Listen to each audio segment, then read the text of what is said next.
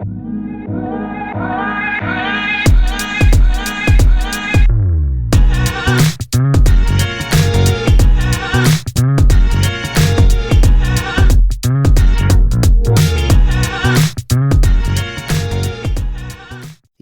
what up, everybody? It is the Enough Said podcast, as usual, 11 a.m. Sunday morning. Here we go, gentlemen. It is season 4, episode 11. How you all feeling? Everybody all right after that Eagles game? I don't know if Mike was laughing. I don't know what's going Man, on. come on. I'm After okay, Eagles game, yeah. Sal, you don't have to ask. I mean, you know it, man. We beat them stupid stars, them dumb fallen stars, man.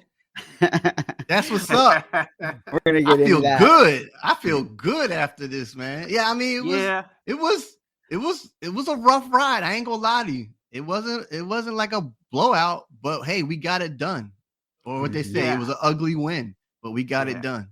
I gotta feel good because, you know, if Dallas had won that game, we still be hearing about it at this very moment. Probably every single talk show would be sitting there talking right now about how the Cowboys are going all the way and Dak is the best quarterback ever and whatever else you can think of. Yeah, exactly. Not only that, but it shut Skip Bayless up for a while anyway. That's the most important thing. That guy, man. Yes, him and Stephen A, man. You saw Stephen A's little video. He was on the airplane ride. He said, "I told you so. I told y'all." You know, he's like, "Did I say that?" Every time he lose.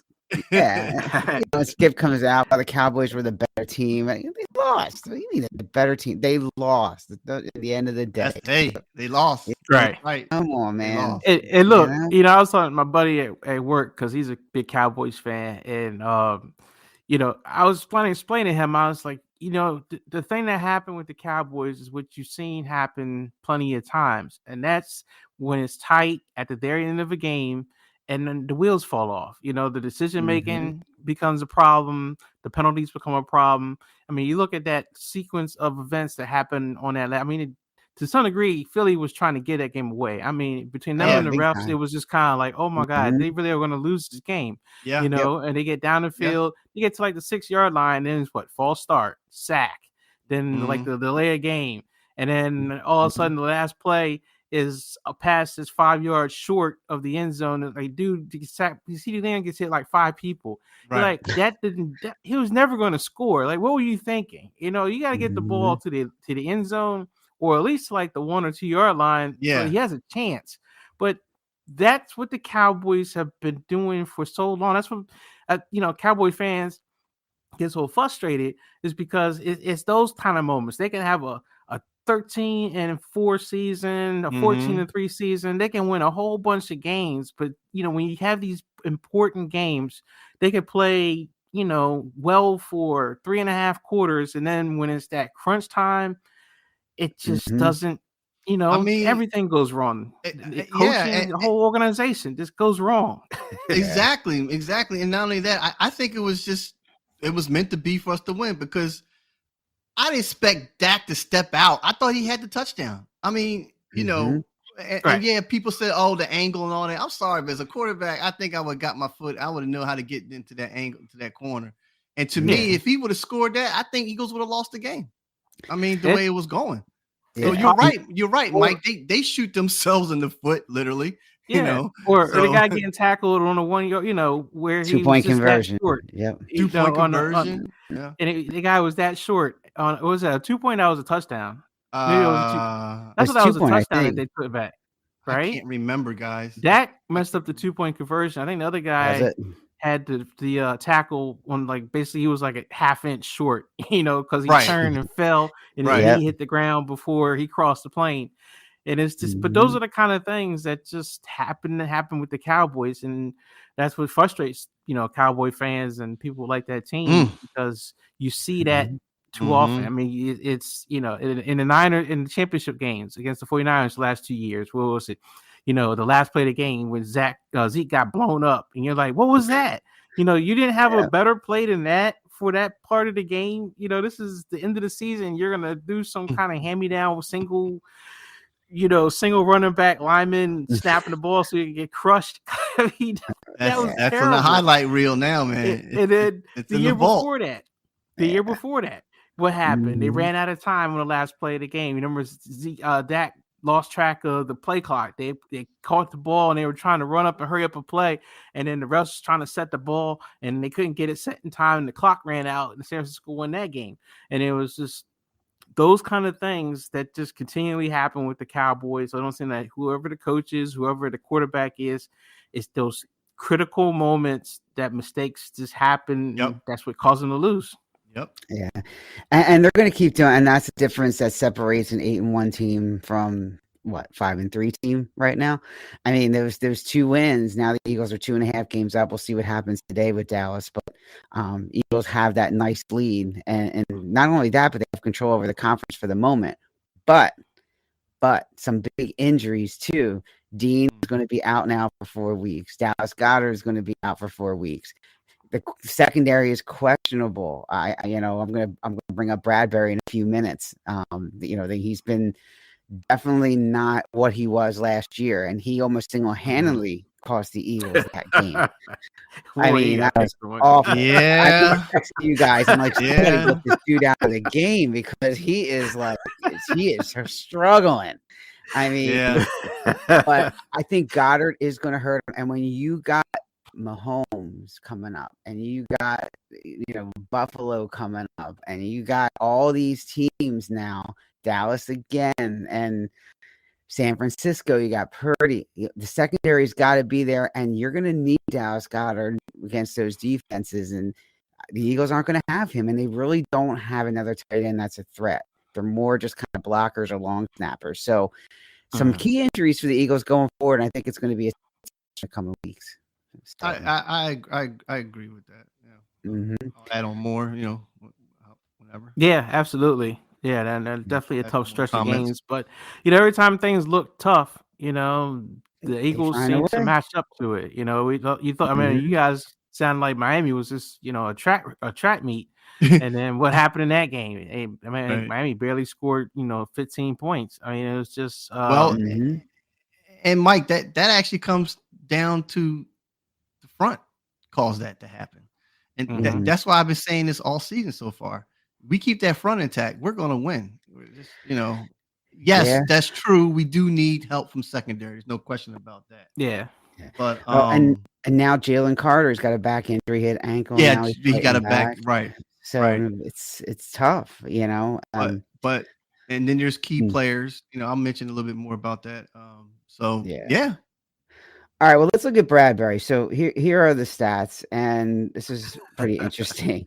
So last year, this is last year, 68 cornerbacks who were targeted at least 3 times per game.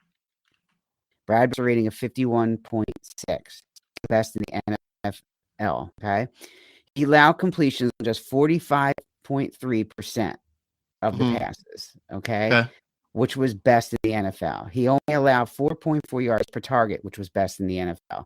Pro Football Focus gave him an 80.0 grade. Okay, which is pretty good. So, which ranked 10th out of 118 cornerbacks last year. Mhm. All right, cool. Next thing, really quickly. Oh yeah, bring that boy in, man. It's about time he showed up. Bring him in. If he's waiting in the wings. Awesome. Okay, we'll get him out again. All right, this year, his defensive rating has gone from second best at 51.6 to 62nd best at 117.6. His completion percentage has increased from 45 to 57.4%, and his targets per yards have skyrocketed from 4.4 to 6.7. His rating plunged from 80 last year to 53.9 this year. So he's gone from 10th out of 118 corners to 101st out of 114 corners. I mean, that is a huge turnaround. That's a huge drop off. That's a huge drop. Yeah. I don't know what's going on with him. Slay has not been much better. He's like middle of the pack. Go through his numbers, like similar to that, but not much better. He's kind of like in that 50 percentile range. So They say this happens to guys who are in their 30s, but I don't know what you guys think. Is it the 30-year-old? Is he slowing down? Does it just wear on you chasing after these wide receivers for 10 games like this? I mean, to me, I think it's actually the play scheme, how these players are positioned by our new coordinator.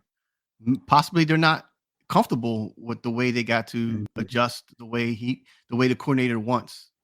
You know what I mean? Like okay. I'm saying that's outweighs more than the aging. You know what I mean? Yeah. And that might be a cause of it as well. Yeah, I was going to ask, is it because we're kind of going through the same thing with San Francisco a little bit. New coordinator has a little bit different take on the defense, especially in terms of giving more man coverage than maybe what was happening last year. Like for us, Steve Wilson has done a lot more blitzing, which put a lot more man, and then it's exposed our cornerbacks quite a bit. So like someone like Javarius Ward, who's one of the higher, ranked, or at least expected to be higher ranked cornerbacks in the league, he's had some pretty big plays he's given up this year because he hasn't won every single matchup he's had when he's out there by himself with no coverage. So, I think with Bradbury, there could be a case of a little bit of change with Sean Desai and his offense. And, on top of that, just slowing down. And it's just, honestly, people just, I guess, being a little more daring to pick on them. Why not? Give it a shot. Get a pass interference. And, if you can, then go for it. Yeah, they're picking on Bradbury. What do we got? An airplane taking off, Jermaine? What the hell is that? What's up, Jermaine? Oh, I hear Yeah, it. Hey, mobile. It's mobile, Jermaine. Everybody. Yeah, I'm on it. Can y'all hear me? Yeah, we can hear you. All right. Yeah. All right.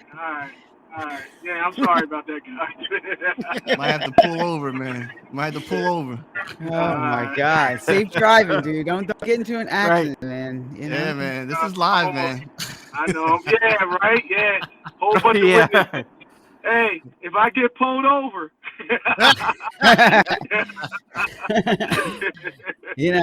I know how it goes down there in Georgia. You're looking for a Chevron right now. I know. Looking for a Chevron. And you know what? I'm on dead E too. I'm on E. The lights on and everything. Man, you know that's your MO. Yeah, you know that's the MO every time. That's man. your MO. So I'm like 3 miles to empty. So. All right. Yeah, pull over. Pull over, man. Well, we were just talking about the Eagles, Jermaine. We were talking about the big drop-off with Bradbury, man. And that scared the hell out of you. I don't know if you heard the numbers that I just said with Bradbury dropping off, but it's astounding what's happened to him, man. He almost single-handedly cost him that game last week. Oh, yeah, absolutely, especially that pass interference call. I was just like, oh, my God, are you kidding me? I mean, he didn't even try to attempt to turn around. No. He just mangled the guy. You know what I mean? So it is scary, but thank God this is the bye. So hopefully they can reset. Hopefully Bradbury can come on the second half and turn things around, which, I don't know what's going to happen, but, yeah, that's all we can hope and pray for, Yeah. Yeah, they're getting one of their slot corners back this week or next week, which should help. But again, like we were talking about, you got Jalen Carter hurt, Dallas Goedert hurt, you got Nakobe Dean hurt. So you got some injuries here that you're dealing with too that we're trying to get through. So well, Nakobe Dean is done. From what I heard, he's got a Liz Frank. You know what I mean? I don't know if you guys heard. He's done for the season. Is that definite? Okay. Yeah, he's done for the season. So. And then Jalen Carter, my thing is, I don't think it's nothing serious. I mean, I didn't hear anything about, what the severity. I don't think he was on the injury report, but I think he'll be back, on the bye, after the bye week. But the one thing I'm really concerned about is that, these college rookies, these stud players, I hope he's just not running out of gas. He only had one tackle last week. Yeah. You know what I mean? And I know he's going to get Zach Martin and stuff, but, we just don't know if he's running out of gas. College games versus NFL games, you know what I mean? You're playing more games in the NFL. You just hope you don't run out of gas at the end of the season, so. Yeah, that's a good point because we were thinking about Jordan Davis was the same way last year. He was last year it's the same way. Same way. So And now from the sophomore of Jordan Davis, he's really turned around. So, well, we'll see. With Jalen Carter. Dre, let's talk about the elephant in the room, Dre. You saw Jalen go down with that knee. Yeah. What is going on? What is, that was scary, man. He was down for the count for a minute or two. Yeah, he was down for a little bit. The way the guy hit him, it did look like, ooh, okay, that's not good. But he has the brace on, so something is definitely bothering him with the knee injury. But at the same time, I mentioned this before, he's still playing at a great level with the injury. So if he didn't have a brace on, if he didn't have that brace on, guys, yeah, he's done. Right. Right. He's done. Right. Yeah, that was RG3 stuff right there. If he didn't have that brace on, man. Yeah. So I think that's like what we're seeing now about why he's ginger about the run, the RPO run play option. Yeah. And staying more into the pocket, and he rolls out a lot when he doesn't see anything. So yeah, I hope the bye week can get a little bit more, rubbing on that knee, so rub it down, ice it, some treatment. Yeah, that works, man. Yeah, right. I mean, it ain't the towel, guys. It's not the towel. The rubbing of the knee. That's hilarious. Whatever you want to call it, man. Oh man. Shocking, electrolyte, needle, rub, whatever. Yeah, let's just go with let's just go with treatment, okay? Not the rubbing of the knee. Yeah, treatment. Yeah. Okay. Treatment with a towel. Oh man. All right. Well, before Jermaine runs out of gas and this goes downhill, let's move on here really quickly because we got a lot to talk about this week. We got our mid-season picks. We got our picks from last week. Dre, if I didn't pick the Eagles to lose the first couple of weeks, I'd be in this freaking thing. I went 4-1 last week, man. Give us what happened last week, man. Give us what happened. So last week, our guest Eddie, he went 2-3. Mike went 2-3. Jermaine was 4-1. You Sal 4-1, and I was 3-2. Okay. Now we have the weekly standings. Showing you now that Jermaine is in the lead with 31-14. We got Mike 29-16. Now Mike lost that lead by his horrible 2-3 pick last week. He went with those Bills. He should not pick those Bills last week. That was the difference there because Jermaine took the Bengals. That hurt him, and also the Jets. Jermaine took San Diego. So, and Sal, you did a turnover. You got past me, buddy. There you you're go, up by man. 1 win. Oh wow. 27-18. There you and go. Then, I'm 26-19. So Right. I'm the one now got to come behind the 8 ball and try to get back in this. So this is going to be a tight race. Like Sal, you're 2 games back from Mike. So All right. so Let's this see is what going happens. to be interesting, guys. All right. Well, let's get into I'll it then. make some So good picks today. That's for sure. Yeah, we got our normal 5 games here, and there's some good ones, and of course we always have our clunker game, which is always fun. All right, let's start out Cleveland and Baltimore. Cleveland is 5-3, and Baltimore is 7-2. They've been kind of on a roll lately. So we'll start with Jermaine. You got Cleveland or you got Baltimore, Jermaine? Man, I'm telling you, I mean, Baltimore's playing lights out. You know what I'm saying? And, hats off to Mike, for predicting that because I thought they was going to have another subpar season. But, hey, the way they're playing on all cylinders. You know what I mean? So, yeah, I'm definitely picking Baltimore. Baltimore for the win. Got Baltimore down. Baltimore. On paper. Mike, what do you think, bud? Yeah, I'm not catching up with Jermaine on this one. Yeah, I'm taking Baltimore. They're playing in Baltimore, and Baltimore, those big games they've had where they blew out the Lions and they blew out the Sea Chickens. Both of those were at home, so Baltimore is just a different animal when they're playing at home. their defense is doing really good. Lamar and the offense is coming together. Still have some herky jerkiness, with turnovers. He's still doing the whole loaf of bread thing, but but they're running the ball well. That's kind of their MO is run the ball, play good defense, and force turnovers, and that's their thing. And they're playing good. So definitely Baltimore. All right, Dre, you want me to go, or do you want to pick? I'm gonna go. I'm gonna take Baltimore too, but this is a divisional game. We got Cleveland, who's got Myles Garrett, and they got a heck of a defense themselves. Yeah, he's going against the human joystick is what we always call these mobile quarterbacks. But it's going to come down to, I think, turnovers in this game today. I think Kareem Hunt's back, right? So yeah, Kareem Hunt's back.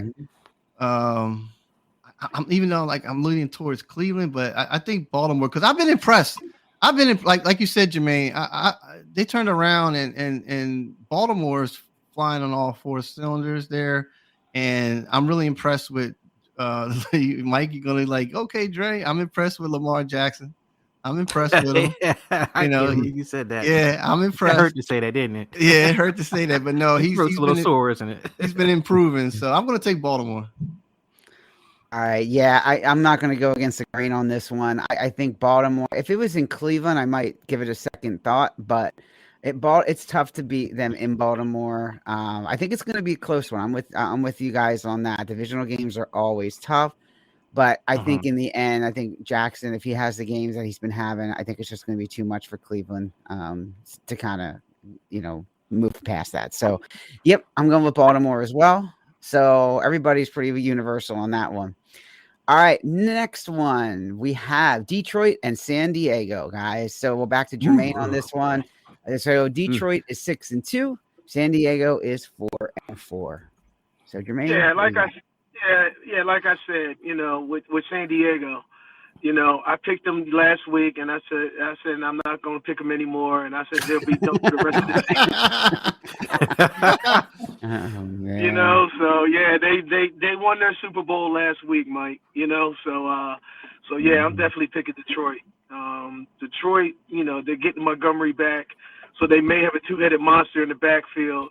If I'm telling you, if Jameson Williams from Alabama, if he could get his stuff right and whatnot and start receiving some targets and all that stuff, and then you got St. Brown and then Reynolds, oh my God. I mean, the offensive line is a juggernaut. I mean, you got all that talent and all that stuff. So, but yeah, bottom line is I think Detroit's gonna beat up on San Diego this week.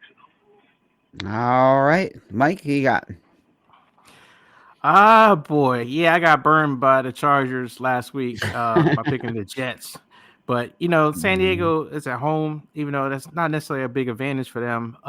But I think I'm still going to go with the Chargers. I don't know. Here's my pick. The thing about Jared Goff and what I saw last week with the Chargers, I mean, yes, it's the Jets offensive line, so they're not the best. But, they got to They were able to pressure the quarterback, and what I saw what Baltimore did to Jared Goff was they got pressure on him, and everything really fell apart when he got pressured. So I'm hoping and counting on Khalil Mack and Bosa and the other rusher they got out there that actually did pretty good for San Diego to come in and maybe make a difference and pressure Jared Goff and get some turnovers and actually win the game based off of that. So, yeah, I'm thinking Chargers. Wow. Okay. All right. Dre? So you mentioned Bosa, and that's the thing. I was like, where is Nick's brother? I was like, where is he? I haven't heard nothing. What's going on? Because Bosa is just as good as his brother, Nick. So, and Khalil Mack, man, he's just still, he was there doing his things. So you got those two guys up there. And then Eckler. Eckler, man, that guy, he always, what they say, he touched the ball, he always scores. And then where is the receiver, Jermaine? You liked him in your fantasy football, Allen, for San Diego. Keenan Allen. Yeah, Keenan Allen. Yeah, Keenan Allen seemed like he's always. Yeah. He had a great catch last week. Yeah, great catch last week. So I'm going to go with San Diego. I like Detroit. Detroit is really a good team. But I think San Diego's going to pull this out and go have two wins this for the last 2 weeks. I'm going with San Diego. All right, so this is an interesting one because I was more comfortable in Detroit picking Detroit. You know, here's the thing about Detroit: they got good coaching. Right? They've had good coaching this year. Justin Heber is just still, you never know what you're going to get out of him. That's the only thing. I think the X factor in this game is the Detroit defense, which is not bad. So I'm going to go with Detroit on this one. I'm not comfortable with it, but I'm going to go with Detroit on this one. And I'm with Jermaine. San Diego is my team in the past, but yep. It is. I might regret this one, but I'm going to go with Detroit. The only thing that worries me is it being on the road, but let's see what happens. I'll go against the grain here with Jermaine. Hey, I got to ride on Jermaine's coattail so I can catch up to y'all. So, you know. The thing with San Diego, and I feel sorry for the San Diego fans, is whatever they're called. They're not called San Diego. What are they, Las Vegas? LA. I mean, Los Angeles? Yeah, we call them San Diego. Oh, yeah, all right. Yeah, well, the San Diego Chargers. No, I'm just saying. But no, Los Angeles Chargers. The thing, I feel sorry for their fan base. It's like they're like the Cowboys. They'll tease you, and then all of a sudden when you think that they're over the hump, then all of a sudden they throw a clunker, and then you're back to square one. That's the way I see it. They're on a 2-game winning streak right now, and that yes, they should win this game because it's a simple fact they're home. You know what I mean? But I just don't, the inconsistency. Here we go, back to the inconsistency. And actually, to bring on to that, aren't they sharing the stadium with the LA Rams, the SoFi? Yeah. Right? Yeah, they do. There you go, Jermaine. These fans don't have no identity. They don't know. Just like the Jets. I think that's the problem with New York and the Jets too. They share MetLife Stadium. 1 minute is green, 1 minute is blue. I mean, the Lakers and Clippers share a stadium, so I mean. They've been doing that for years. But in football terms, man, you gotta have that. You gotta have your own house. Or Jermaine talking about have your house in order for me. So San Diego / LA Rams, or LA Chargers. Yeah, you guys gotta get your own stadium. Right. Yeah. And Dre, before we leave the show today, speaking of basketball in LA, we got to talk about LeBron's museum. Can we get over this? We'll talk about that later. I'll give you a 30-second commercial for my maybe less than 30 seconds. I'll tell you right now. LaFraud in his museum. All right. Anyway, next game. Now, guys, don't tick Sierra off on this one. This is Houston. Cincinnati. Houston and Cincinnati. Houston is 4-4. Cincinnati is 5-3. Jermaine, don't tick Sierra off. No, I'm not taking no. I'm on board with.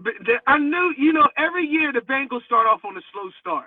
You know what I mean? And then Burrow was hurt with that calf and all that stuff. He looked like he's back in prime now. You know what I mean? He's locked in and everything. So no, I'm not going against Cincinnati. Cincinnati's on a roll now.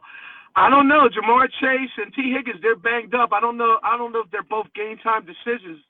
They said Chase finished off the week practicing, but T. Higgins was hurt. So still, you got Chase on the field. He's what did he say? 7-11. You know what I mean? He's always open. He's always open, and Burrow gets him. They got that connection. So Bengals are on the roll, and they're going to keep rolling this week. All right. It's interesting. There was a rumor out there that Chase said that he would take a pay cut to get Justin Jefferson over, and they could be reunited. I don't so they could afford both of them. Could you imagine that wide receiver tandem, Justin Jefferson, Jamar Chase? Holy crap. They won't allow that. They won't allow that. NFL be like, no. Yeah. I think just the Eagles alone. I mean, would just be a mess. That's all, because you only got one ball and you got two talented wide receivers. Jeez. Yeah. That's true, man. All right, Mike, what do you got, man? Do you think Houston's going to be able to pull it out on Cincy? No, I'm gonna take the Bengals. Yeah, I'm taking the safe pick this week. Safe pick. I do think Houston will do better than what people are expecting of them. You know, I know people were impressed with C.J. Stroud, and he's almost 500 yards passing last week. I don't think that's going to happen again today, but I do think Houston is up and coming. You know, they're definitely a scrappy team, and I think they will give the Bengals a little bit of a fight that they probably aren't expecting. But I mean, I saw it firsthand with Joe Burrow, you know, with the San Francisco game, and you know, he was efficient. I don't think he missed a pass. I mean, he had one drive where he was just didn't miss a pass. And then every time, you know, he didn't have to throw the ball, you know, he was out there scrambling and he was running pretty fast, you know, so he looked like he was back to his normal self. So, yeah, I got to pick the Bengals. He's going with Cincy. I'm going with Cincy too. Houston is right now on high confidence right now. They see like I think they got a quarterback now. I really do. I'm talking about Houston. Yeah, so they're playing the Bengals, man. Bengals are home? Bengals are home. Okay, so that's another thing too, man. I'm just not seeing Houston beating these guys, even though they're playing good ball. I wouldn't be surprised. I wouldn't be surprised if Houston wins. I wouldn't be surprised if Houston wins. I mean, DeMeco Ryans, I mean, what he did in the draft, that's where it started. You know what I mean? Now they're on the map. I wouldn't be surprised. I wouldn't be surprised if they beat the Bengals, but I'm still going with the Bengals. So yeah, I would say what? Yeah. I'm not going to go against the grain on this one either. I think if it was in Houston, it might be a little different, but it is in Cincinnati, and there you go, unanimous decision. Yeah, I don't see Sierra should like us. Yeah, that's right. All right, this is a tough one. This is a fourth game out of 5 here. New Orleans and Minnesota, both teams are 5-4. You saw what happened last week, and first shout out to Jermaine for calling it. I thought he was starting. The reports were he was starting. They got a pretty good quarterback in Minnesota now as a backup, Jermaine. Let's see. Let's see. I mean, I know he's on the Dobbs train and whatnot. You know what I mean? Let's just see. Let's see what's going on and what the deal is. But I feel as though both teams are subpar teams. You know what I'm saying? One of them is probably going to finish a 500 record. I mean, I'm just not on board with both of these teams, and I have no clue. I mean, like flip a coin. I mean, where's it being played at? In Minnesota. Oh, is it Minnesota? All right. Well, all right. I'll hop on the Dobbs train this week. You know what I mean? To see all right. I'm taking. Ooh. No, wait. Before that ink dries. You know what? No, Jefferson. No, they don't. He's talking about he don't know when he's coming back. He said, "I want to come back 100%." And that's what he's saying. So, you know what? Let me take that back. I'm going with New Orleans. Oh. New Orleans does have a stout defense. So let's see what Dobbs does against a stout defense. They got New Orleans defense is pretty good. So yeah, right. I'll take this back. I'm going with the Saints. The ink is on the paper. New Orleans. Wow. Man, I was going to take the Saints too. I was. Like I said, flip a coin kind of thing. And both teams are very much, they play ugly at times. It's just I can't say it any better than that. Man, I hate to do that. I guess I'm gonna have to pick opposite Jermaine so I can see if I can catch up. I think either team has a chance to win. Josh Dobbs, I am impressed with him. He's not like a great quarterback, but I'm impressed with how he's been able to really handle this season. I mean, they kind of passed around like a hot potato, and everywhere he's gone, he's kind of been able to figure it out. He's a pretty smart guy. Yeah. So they're at home, so I'll give that the nod, maybe to win by a field goal. So I'll go with the Vikings. Okay, Minnesota. I'm like I said, Jermaine said, I'm on the Dobbs train. From what I saw from Arizona to where now he's at Minnesota, went right in there like the playbook was null for him. Like he just like, okay, whatever. And then Justin Jefferson out, but you got the other wide receiver that took Addison. Was it Addison? Is that his name? No. Yeah, Jordan Addison. Yeah, man. That guy showed that like, okay, all right, we got somebody that can, I'm not saying he's Jefferson, but he definitely showed that he could be the number one wide receiver while he's out. So you got that. You still got Hawkinson. How you say his name is Hawkins? Yeah, the tight end. Yeah, tight end is very well as well. And then I think Minnesota is actually, Michael, you said it, or Jermaine, you said 500. I think Minnesota's going to win the division. Honestly, I just don't. They don't have a running game. They don't have a running game. Minnesota doesn't have a running game. Madison, and then they picked up Cam Akers. That could be an X factor right there because they got rid of Dalvin Cook because they put all their emphasis on Madison, and Madison hasn't been doing crap.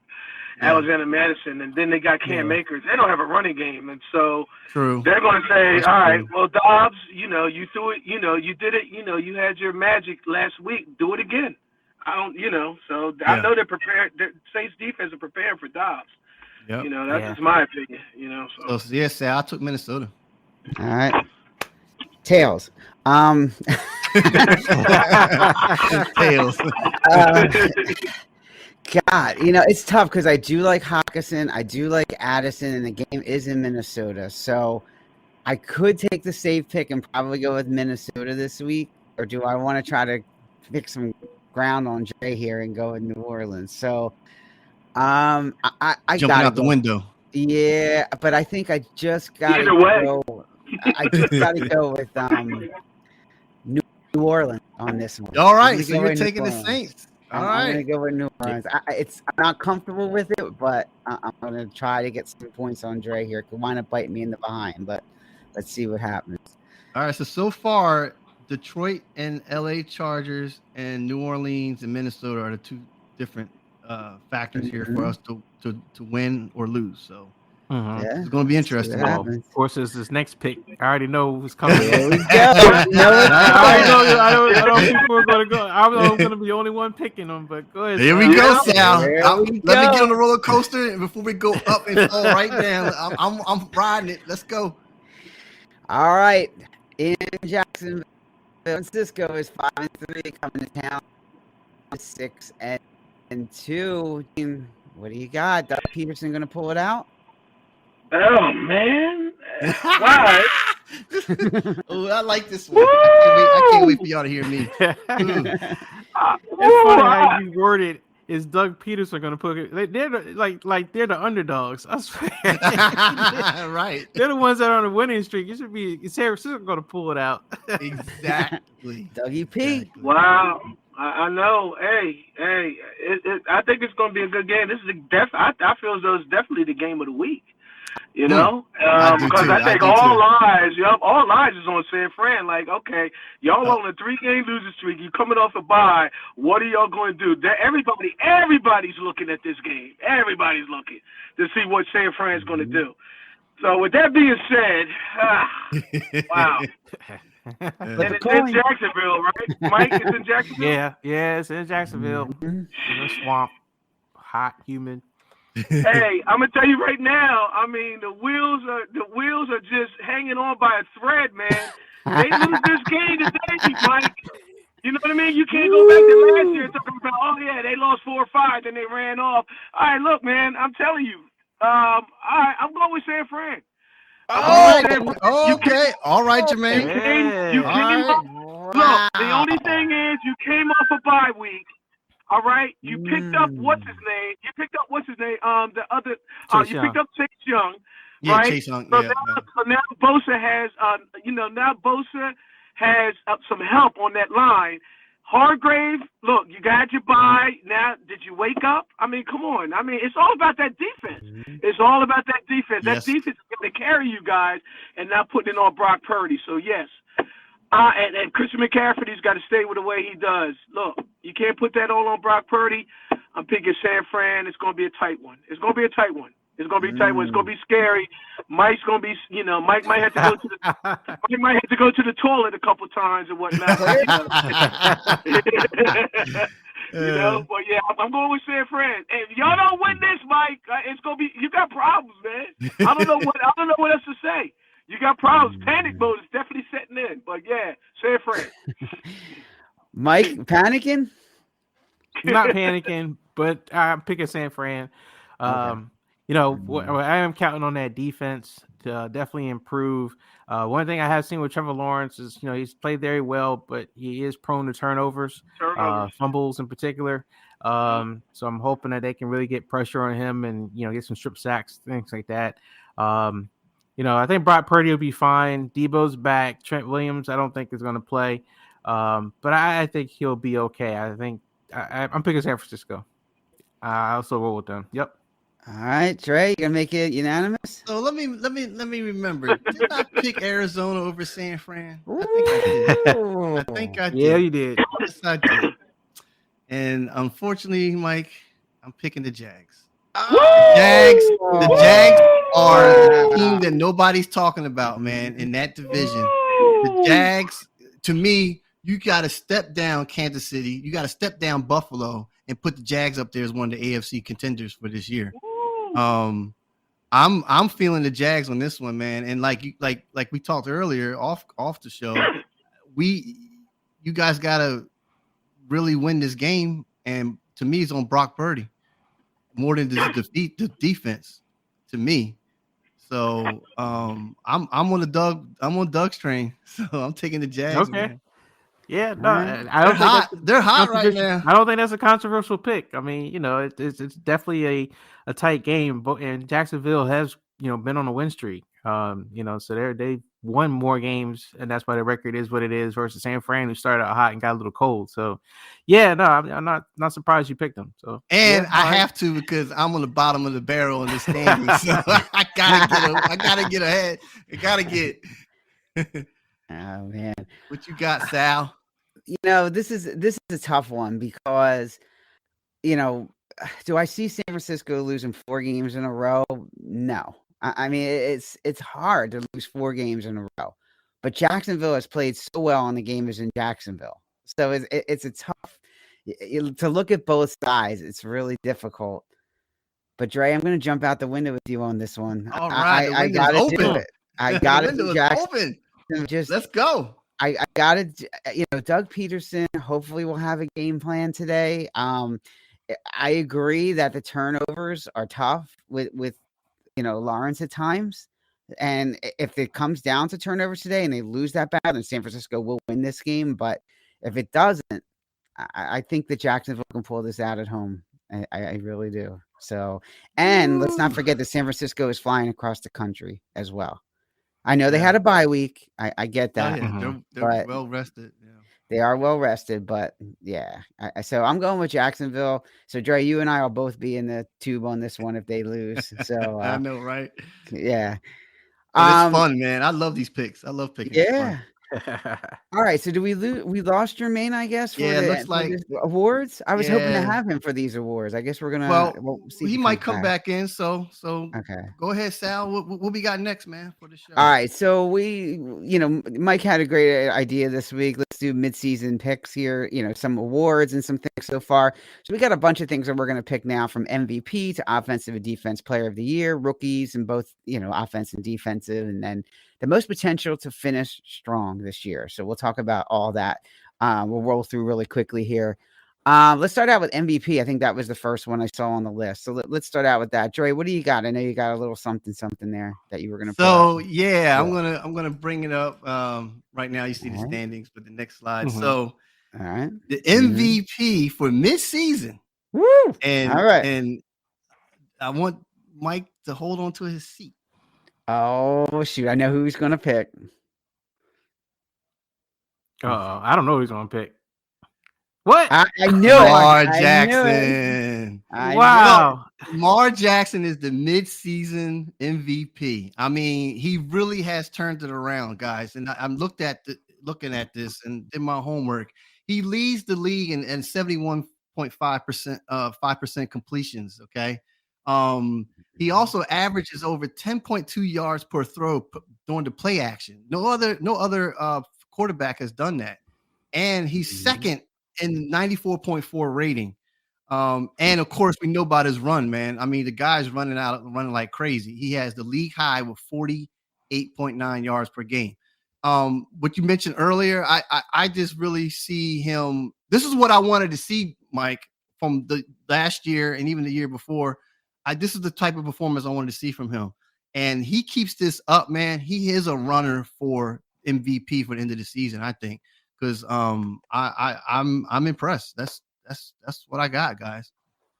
All All right. right, Mike, you gonna respond to that? I can't knock. Yeah, no, I can't knock Lamar as a pick. I struggle with trying to pick an MVP, based off the season so far. So I really couldn't go with a single player, so I had to go with a unit. Okay. And I actually picked the Eagles' offensive line. Nice. Okay. You don't get Mhm. 8-1, especially with a hobbled quarterback, and without a solid offensive line. And the Eagles' offensive line right now, based on statistics, with their win rate for passing and blocking, for passing, they are number 4th ranked offensive line in their win rate, and for running blocking, they're number 1. And if you look at the stats for every other team, you might have like Kansas City is number 1 for passing and like number 22 for running. So there's like every other team in the league that has like a high ranked offensive line is good in one, but not in the other. But the Eagles are top in both. And I think that is a big reason. I know you talk about the front 4 on the defense, Yes. but it's those front 5 on the offense, I think, have also made a world of difference. I mean, that game where, the 2 games where Swift went off running, when Jalen was kind of struggling, that's offensive line. It wasn't a whole bunch of Swift doing a lot of juking and breaking tackles. It was really just, dude, I got a lane and I'm hitting it and I'm gone. And it's because these guys are making the holes for me. And then when Jalen was looking to have to pass the ball, to get the ball to AJ Brown, and some those plays do take time for him to get down the field, and they were giving him time. I mean, I have not seen Jalen have to scramble and make a lot of plays with his legs and try to buy time. It's just been good offensive line play that's made a world of difference for that team, really on both sides of the ball. But I'm saying that's my MVP midseason pick right now is the Eagles offensive line, that whole entire unit. Very nice. I agree with that. All right, Jermaine, your MVP for the season? Definitely. Can you guys hear me? Yes. Yep. Okay, yeah. Definitely Lamar Jackson. I mean, I'm looking at these stats. These stats that Dre put up is phenomenal. I can't. I mean, 71.5 completion. I'm like, this is crazy. I mean, I think he's definitely going to run away with it if he keeps it up. Right. That's what I was saying. Yeah. Yeah. If he keeps it up, that's the biggest thing.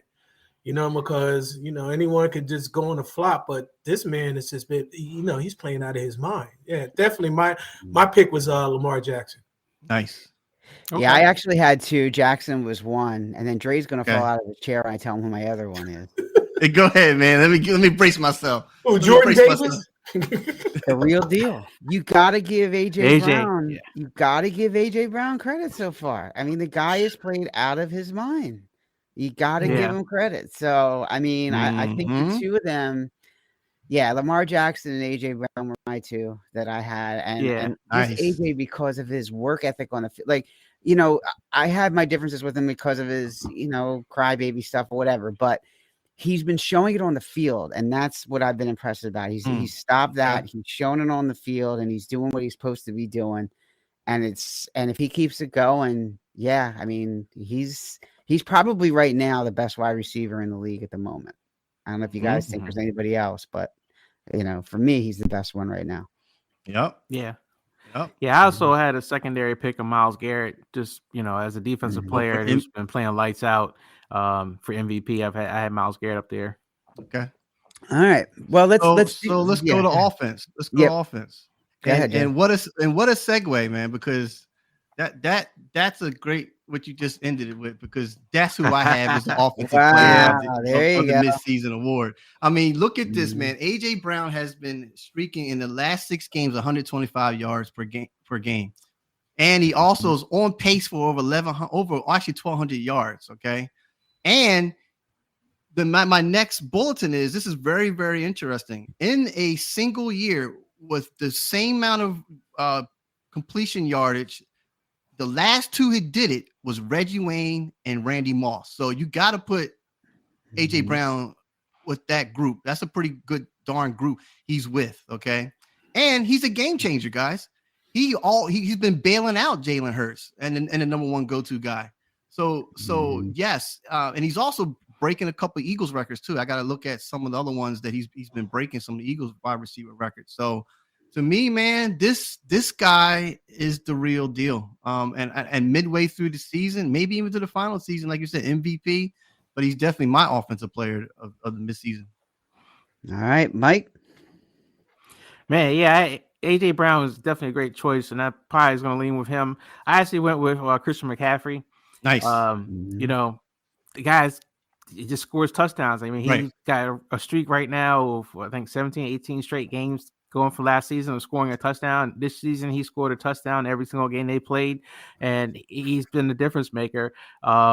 Really, the only knock on him so far this year has really just been the 2 fumbles he had that were in the red zone, where those are the 2 games they actually lost that they probably could have won if they had scored. But aside from that, you know, the guy's he's explosive, man. I mean, if he's catching the ball, running the ball, he's a dangerous man. So, yeah, I mean, AJ Brown is definitely a strong choice. I mean, I almost could make them both equal because he's having a great year. But, yeah, I went with CMC as my midseason offensive player. And real fast, I was looking at him too as like I was thinking, like you said, be creative. I was thinking making them my group of offensive players. So I am impressed with McCaffrey. All right, Jermaine. Yeah, AJ Brown. You know, AJ Brown was definitely being considered in my mind and all that stuff. But you know, if they're going to do, definitely the other person is Tyreek Hill going to be up in that conversation. I mean, the man is on pace for 2,000 receiving yards. Now I know the last couple of games is, he kind of fell off just a little bit. You know what I mean? But I think he's going to get some, gain that more momentum. You know what I mean, to get that and all that stuff. So, and I think the last receiver that actually did that was Calvin. Calvin was 2000. Calvin Johnson. Yeah, Calvin Johnson, Megatron, yeah. So, but yeah, definitely Tyreek Hill. I mean, Jesus. I mean, he's just a freaking, the speed and everything, and and AJ is a complete player. Yeah, you know what I mean, the strength and the speed and stuff that he has and all that stuff. But Jesus, I mean, once the cheetah starts, you unleash the cheetah, and you don't have nothing to to go up against. Man, he's just unstoppable. So, definitely Tyreek Hill my on top of the list for me. That's a good pick too. All right. I actually that's a perfect segue because I had the duo. Tua. I had Tua because he leads the league in passing. I had Tua and Tyreek Hill. I had both of them. Because the combination has just been amazing this year. I mean, Tua's been on fire. Now you can argue, okay, yeah, he hasn't beat teams with winning records and that, but it's hard to argue with his yardage, but you can also look at who number 2 is. And yes, Sam Howell is number 2 in the league with passing yardage, ironically. And Tyreek, or I say Tua is number 1. But yeah, I had the combination Tyreek and Tua, for offensive awards there. All right, Dre, we got to speed this up a little bit. Okay. Guys. Yep. So what I picked Myles Garrett. He's not leading the sacks. That's Daniel Hunter from the Minnesota Vikings. But I'm going to say that how he's been actually a force to be reckoned with as an individual, because think about what he's been. He's been double. I think it's double teaming. He's been very well against guys who double team him. So he's been getting that very well. He also is one of the best pass rushing productions per snap, and he's ranked second along the edge rushers when you have the pass rush win rate. And he forced some fumbles. He's projected to have 9 fumbles. This guy in like today's game, man, between no, we didn't say today's game was Cleveland, right? Yeah, it was Cleveland. Yeah. So Baltimore. Yeah, Cleveland and Baltimore. So I pick Myles Garrett right now as the midseason defensive player. All right, Mike. Yep. I'll keep it simple. Myles Garrett. All right. Yeah, I'm on the same page. I don't know how you don't pick him, Myles Garrett. I definitely had him as my pick as well. You can't argue with that. Jermaine, Defensive Player of the Year? Yeah, I mean, I think it's all hands down. It's definitely Myles Garrett. I don't think nobody's chasing. I mean, who else is, definitely Myles Garrett. I would say maybe somewhat close second is Max Crosby with the Raiders. They're having a terrible season as a team, but he has been playing really well as a rusher. He's really been making a lot of plays. So Max Crosby was my alternate pick. Yeah, but, I agree with that. Yeah, I agree with that. Yep. yeah. Mhm. Yeah. All right. So let's move on to the offensive rookie.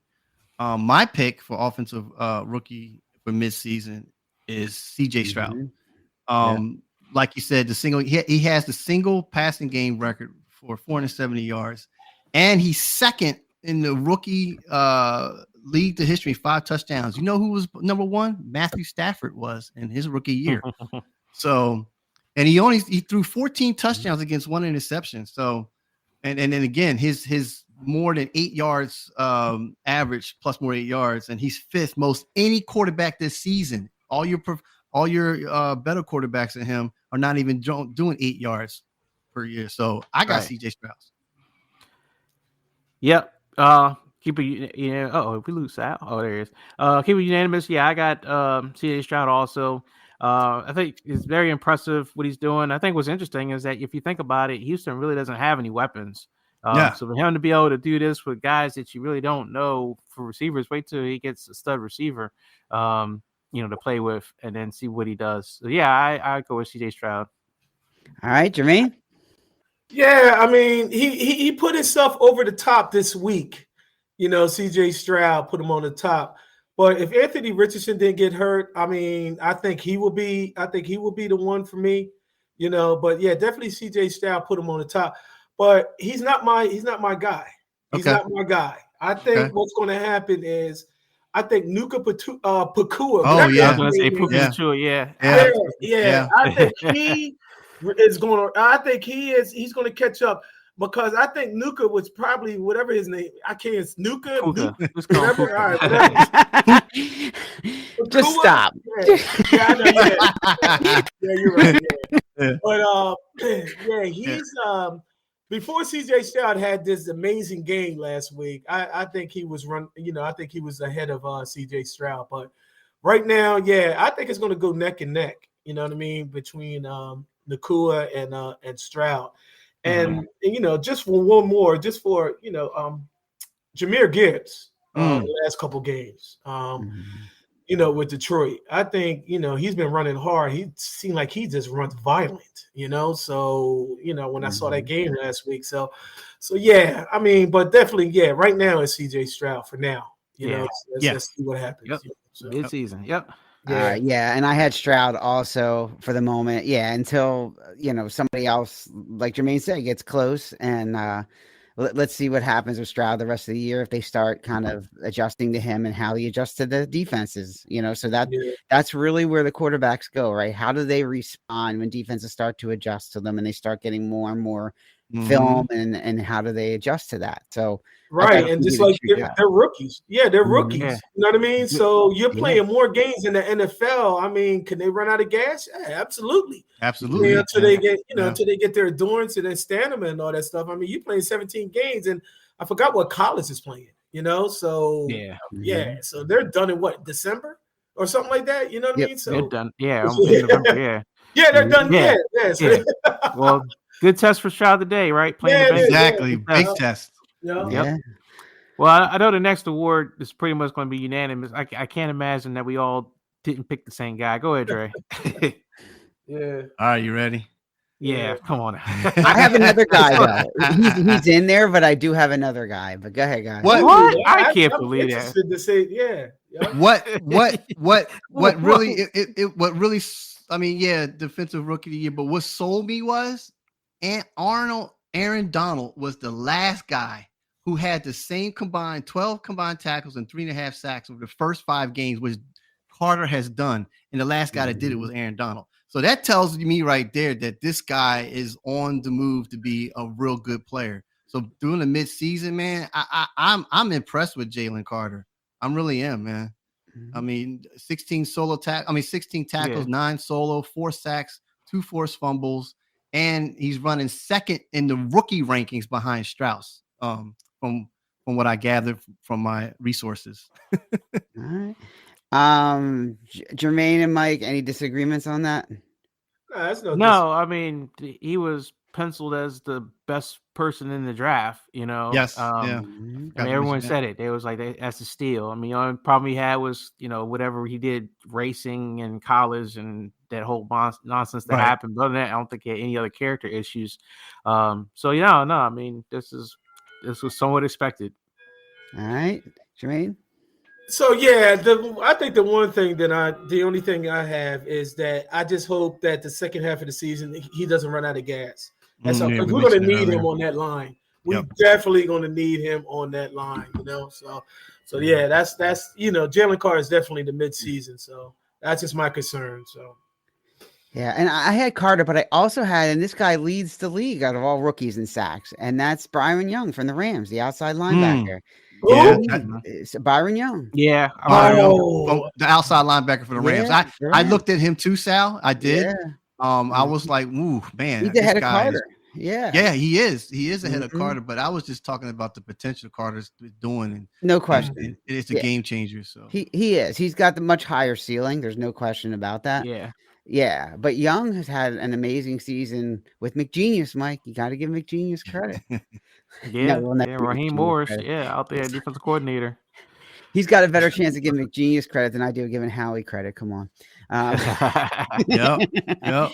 So the last thing I have, I know there's Yep. potential. We got to really finish up here, but the last thing I Coach, had, is I actually had We have two more coaching, right? We have coaching. coaching. and Yeah. potential. Coaching potential. I Yeah. actually had a grouping here. This is my group right here, guys. Mhm. I'm picking. Let me go start with Mike Tomlin first, because you're like, wow, Mike. No, Mike Tomlin has been the Pittsburgh Steelers are really moved well in what he's been done in the last three games. I say Mike Tomlin is midseason coach of the year because of what he's been doing with this team, with the rebuild, with dealing with the quarterback and stuff, and like some of the players I don't even know who they are and where they are. Man, they're doing pretty well. Nick Sirianni, they're 8-1, and I do have some gripes with some of his play calling, which is part of the the coordinators, but I have to give the man, look, they're 8-1 for what they're doing. And if he takes this team all the way, you got to give it to him. And then I said Doug Peterson, because Jaguars are the sleeper, man. Last year, you guys were talking about the Jaguars and everything.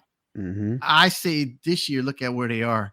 And then Dan Campbell, man. I mean, come on, Detroit Lions. I mean, what he's done opening the game up, beating Kansas City, and then how he's got these guys really, really playing well, defense as well. Goff, I never thought Goff would be actually considered after what I saw from the Rams and how bad he was over there, and now where he is now, I think these four coaches are the midseason coaches. All right, Mike. So I considered all of those guys. Out of the four, I picked Nick Sirianni, actually. And I know he's kind of arrogant, so he kind of gets me the wrong way sometimes. But, you lose two coordinators, offense, defensive coordinator, and you still have an 8-1 team. Yeah. You have pretty much an unstoppable play, which is from that, basically number one offensive line. They're able to run that play. It's like saying often imitate it, never duplicate it. All right. No one else has been able to run the brotherly shove like they do it. So yeah, I'd say it's one of those things where you have a good team and you got to keep a good team playing at a high level. And Nick Sirianni has, really kind of been able to do that. Yeah, there's some blemishes there. It's not perfect, but 8-1 speaks for itself. Real quick on Tomlin, I was going to pick Mike Tomlin because I do think that Pittsburgh is really winning games and they got a much better record than I really expect. But the only reason I didn't pick him is because Pittsburgh's kind of in the mess they're in because of Mike Tomlin. His loyalty to Matt Canada, when literally everyone is just kind of like, you got to get rid of this guy. This offense is trash. I mean, it's just they're not doing anything to mix it up. It's horrible football. It's almost as bad as watching the Jets play offense.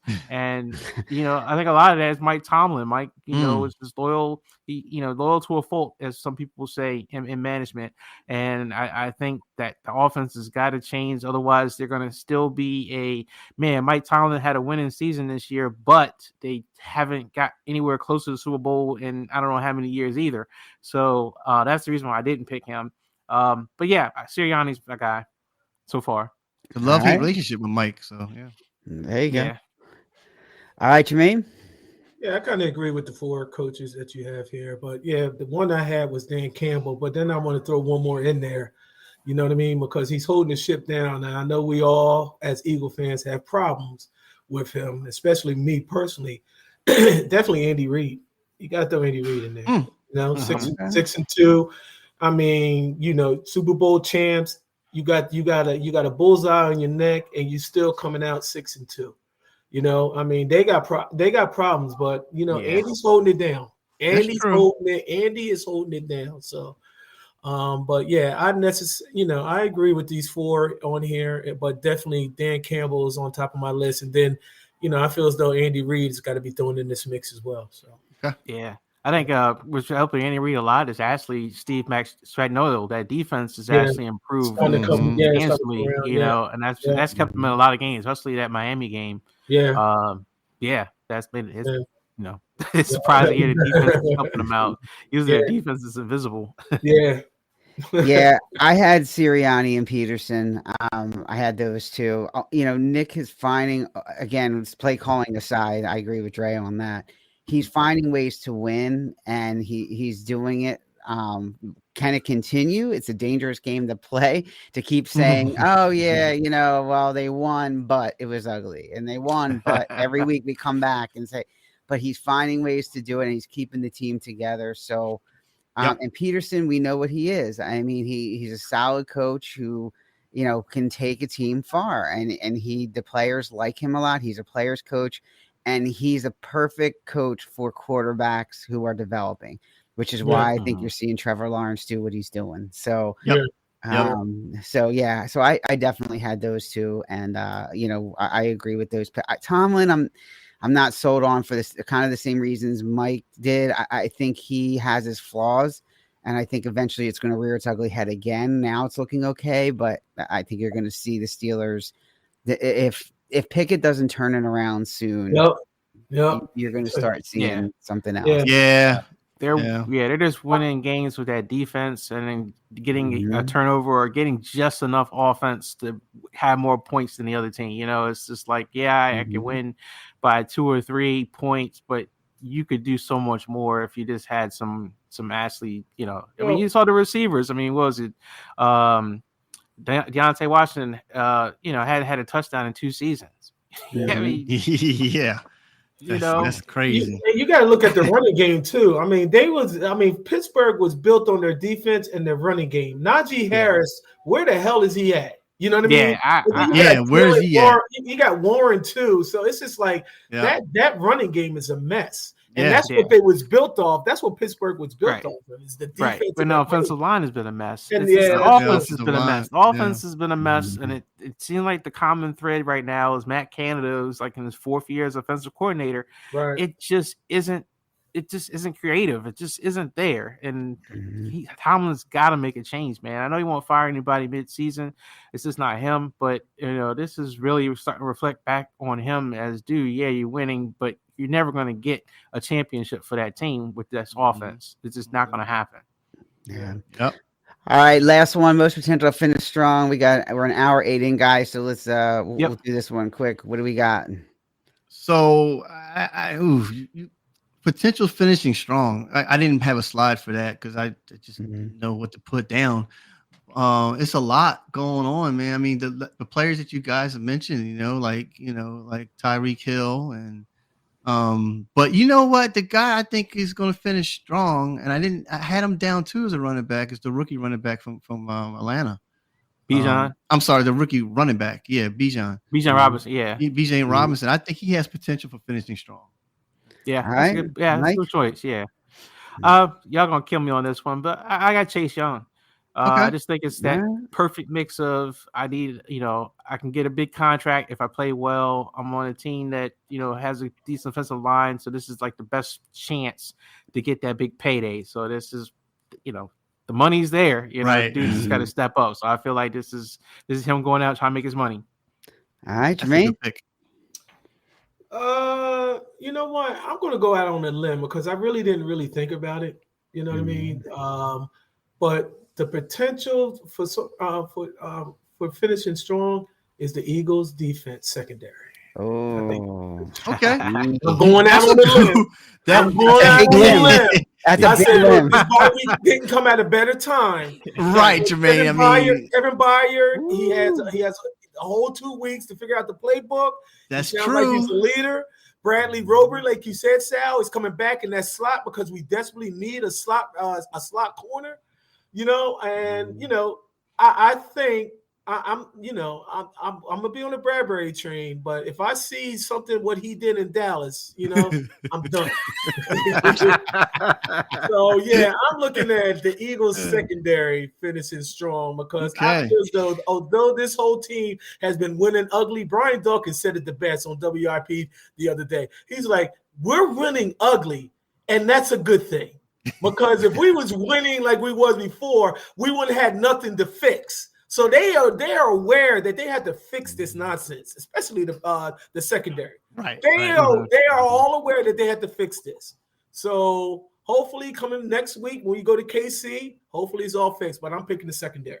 Finish strong, baby. Finish strong. Yeah. On that, I'm gonna go out on a limb too. Rashad Penny. No, I'm kidding. Hey,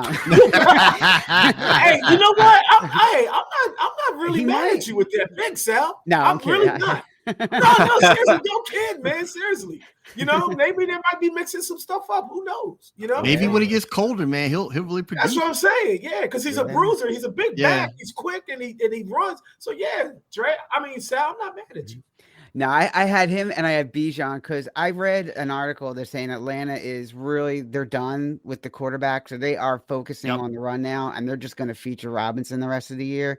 Yep. So unless the defense is stacked 8 or 9 in the box and just completely try to shut him down, I don't know. And I agree with you on Penny. The reason why I picked him is because I think the Eagles are hiding him a little bit. I think it's the Jay Ajayi effect that he's going to come out at the end all of a sudden and just tear it up. Yep, and just tear it up. Yeah, I mean, because he ran hard the 2 times that he ran against Dallas. I was like, what are y'all doing? I mean, don't give him another chance, So that and the combination that Swift is going down from 6.1 average to 3.1.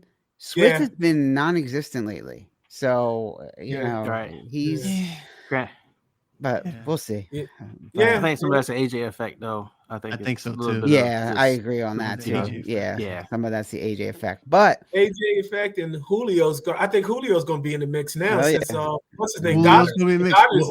But also Swift's going to get some catches in the backfield because Goddard's done too. I think. Yeah, that's true. Yeah.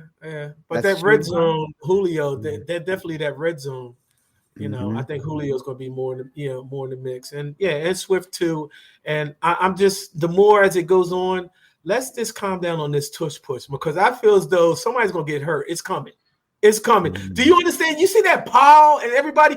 Devontae was like, "Yo, the biggest thing with Devontae was like, yo, you on the ground, you can't breathe.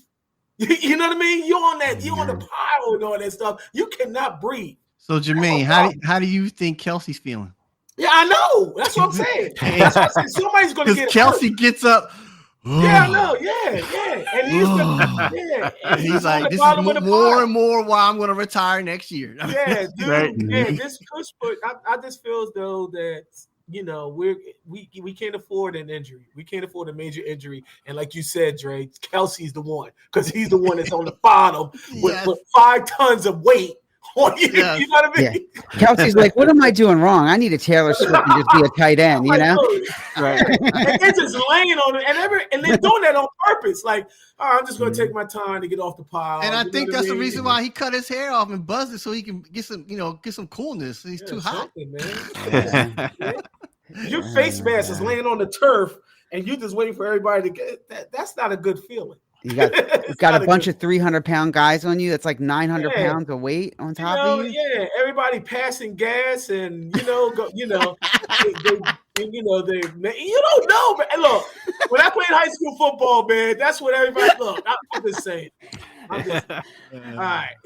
Oh man! All right, I got messages, Sal. You can just close the show right now. On that note, so enough of the game.